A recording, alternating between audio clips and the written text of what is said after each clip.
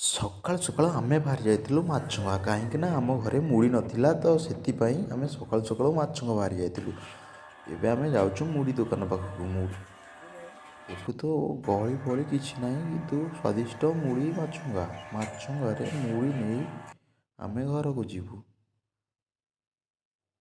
ଦେଖିପାରୁଥିବେ ଏବେ ମୁଢ଼ି ମେସିନ୍ ଆପଣମାନଙ୍କୁ ଦେଖୁଛି ମୁଢ଼ି କେମିତି ତିଆରି ହେଉଛି।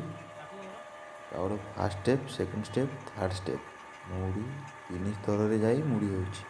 ଲାଷ୍ଟ ଷ୍ଟେପ୍ ଦେଖୁଛନ୍ତି, ସେଥିରେ ଯାଇ ମୁଢ଼ି ବାହାରିବ। ଦେଖନ୍ତୁ ମୁଢ଼ି ବାହାରିଲା। ତ ଆମେ ମୁଢ଼ି ଏବେ ନେଇକି ଘରକୁ ଯିବୁ। ମୁଢ଼ି ଏମିତି କେମିତି ଗଦା ହେଇଛି ଦେଖନ୍ତୁ। ଆମେ ମୁଢ଼ି ଫାଇନାଲି ଆଣିଲୁ ଭାରି ଗୋଟେ ବସ୍ତାରେ ପୁରେଇ। ଏବେ ଯିବୁ ଆମେ ଘରକୁ। ଭାଇ ଆମେ ଏବେ ଘରକୁ ବାହାରିଛୁ। ବାଏ ବାଏ, ରହୁଛି।